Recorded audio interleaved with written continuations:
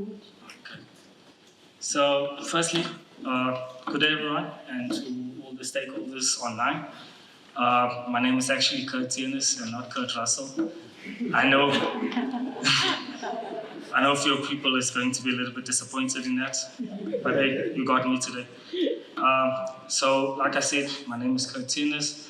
I'm HSN Logistic Manager at Linsenambi Banker Services. For those who don't know us by now, Linsenambi is a South African-owned and operated shipping company. We permanently employ 118 South Africans, of which 100 are seafarers, staff aboard our 3 bunker tankers. We have operations in Durban and Cape Town. The company has operated in the South African bunkering space since 2008, and I've been in the bunkering industry for more than a decade myself, involved in areas of administration, crewing, operations, health and safety, and risk and compliance management. I started off my career, as most people in the industry, started off as a deckhand and worked my way up the ranks to the position I hold today. So I can provide a well-rounded industry perspective based on my experience over the years. Today I'm going to briefly talk to you about reputation damage and the road to recovery for South Africa's bunkering sector. For those who attended the African Oil Week, this might seem a little bit familiar, as our stance has not changed. A couple of years ago, at the African Oil Week, my colleague did a presentation where he briefly spoke about the erosion of bunker fuel volumes across our major ports and the impact on the local bunkering industry as well as other support sectors of the South African maritime industry. So very briefly to recap, between 2008 and 2022, we recorded a 61% decline in bunker fuel volumes moved across our 3 major ports, that being Durban, Richards Bay, and Cape Town. If we convert that into tons, that's around 1.4 million tons per annum of bunker fuel that's no longer shipped through our port systems.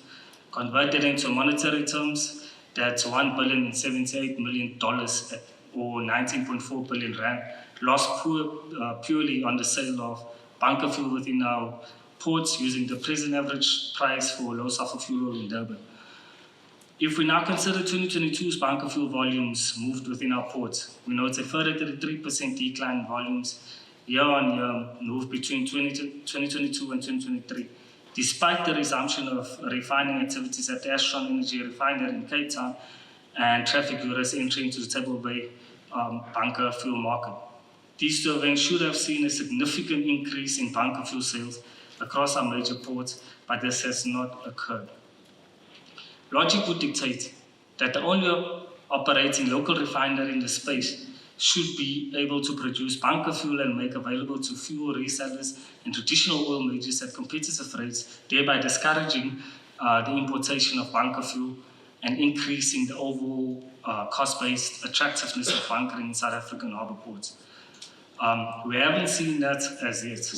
This is just one of the many factors negatively impacting port bunkering activities in South Africa, and as a result, serves to discourage ship owners from bunkering at our ports. Other significant factors negatively impacting the industry, and again, these have been highlighted previously and is nothing new. High port costs for ships berthing in South African harbours, port congestion, lack of bunker berths, low productivity and low efficiency of port services, including tugs, berthing service, pilotage, bunker terminals, operations, liquid bulk terminal, etc. High uncompetitive bunker fuel prices driven by shortage of bunker fuel supply and unrealistic margins expectations. Reduced stem sizes as a result of uncompetitive bunker fuel pricing. The majority of ships have only what is absolutely necessary in South African ports for the passage to the next port until they are able to load larger quantities at competitive prices in other ports. Unused landside storage tanks is just more of the factors impacting our industry. Dilapidated landside storage tanks, decommissioned refineries, and a reliance on the importance of bunker fuel for the sale in the local market. Development of the relative attractiveness of bunkering in neighboring ports such as Walvis Bay, Mauritius, and Mozambique, environmental factors, and global shift towards cleaner, less harmful fuels in the maritime industry.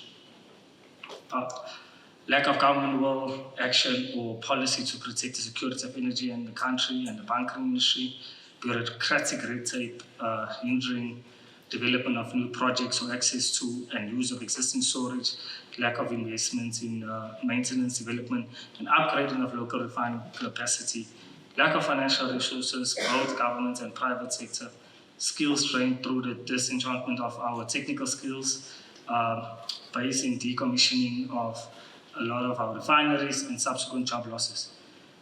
Competition from foreign operators who do not need to satisfy local content requirements. SARS have now arrested some of these ships and stopped various established companies from delivering bunker fuel in Algoa Bay and at South African ports of interest. This action is especially damaging for the South African bunker fuel industry, as the Algoa Bay bunkering operations is heavily reliant on the foreign operators with foreign ships and foreign crew.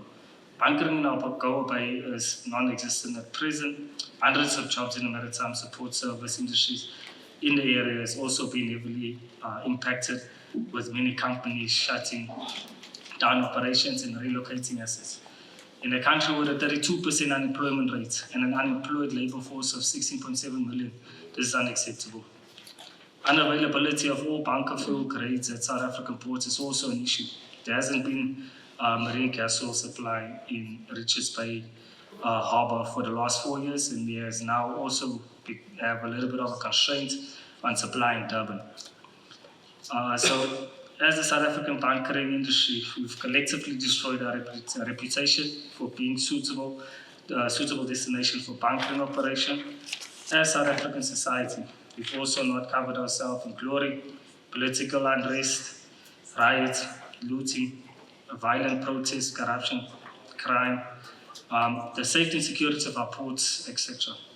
Have an impact on the view the international community, including the shipping industry, as of South Africans and conducting business transactions with South Africans or South African companies. South African seafaring is also expensive, and the international maritime industry perception is that South African seafarers are substandard, poorly trained, and unskilled. These events, occurrences, perceptions, right or wrong, affect sentiments, and negative sentiments breeds apprehension and market degradation, festering the widespread instability we now see. So what do we do next? The next question is, can we recover? Short and pathetic answers, yes. We need to address and find long-term solutions to the problems I've alluded to, but we also need to value and capitalize on what we still have and ensure that it is preserved, supported, and developed for benefits of the industry.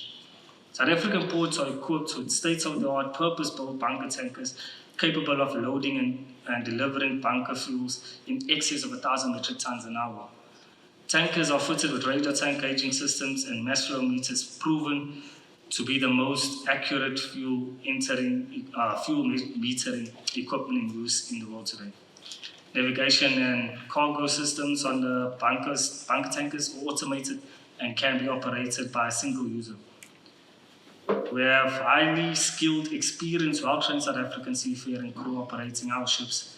The South African import bunkering safety record is among the best, if not the best in the world at present, and a testament to the standard and safety culture on our ships. Port bunker tankers are able to deliver in excess of 70,000 metric tons per barge per month to customer vessels calling at our harbours despite poor terminal performance. If we consider the current barging infrastructure in place at present across all our ports, 6 barges, and assume all the vessels have the similar capabilities, this translates into a movement of 4.2 million tons of bunker fuel, generating $3.2 billion or 58 billion rand purely in the sale of bunker fuel within our ports. If we're able to tap into just 50% of these capabilities, we become a 2.1 million ton market valued at around $1.6 billion or 28 billion rand. The port bunker tanker fuel delivery service is world class in South Africa, and that strength is not being harnessed for the benefits of the industry. Barges across our ports are operating on average at around 70% utilization at present, and those levels are not sustainable. Performance data I've given you is based on what individual operators and vessels have achieved in the past, and the historic data serves as a reminder as to what can again be achieved. Seems like I've... So in conclusion, what's also, so to continue, what's needed? South Africa's geographic location as a long-established international shipping trade routes, its position and the position of its maritime ports provide a competitive advantage over other countries in the region. We are ideally situated to service the world shipping fleets with bunker fuel. It must be noted that above all intervention, plan and strategic development, government assistance and resources are required to effect lasting change in the necessary reform to stabilize, assist with recovery, and transition the South African bunker fuel industry into the future and the green realm of sustainable energy in shipping. Without a political will, policy, and considerable investment in infrastructure, industry will not be able to correct the current trajectory with the significance required for true sustainability. This is at the highest level, and unless there is political will and understanding of what's required for sustainability in the bunkering sector, industry alone cannot make necessary changes. Government support with the intervention of energy security measures, parastatal reform, and infrastructure investment is what's required to become truly sustainable and prevent a similar industry recession in the years to come. Let me leave you with the key takeaway from this presentation. All the industry failings, weaknesses, and strengths discussed have a role to play in industry reform, but without policy at the highest level to support industry, we cannot succeed.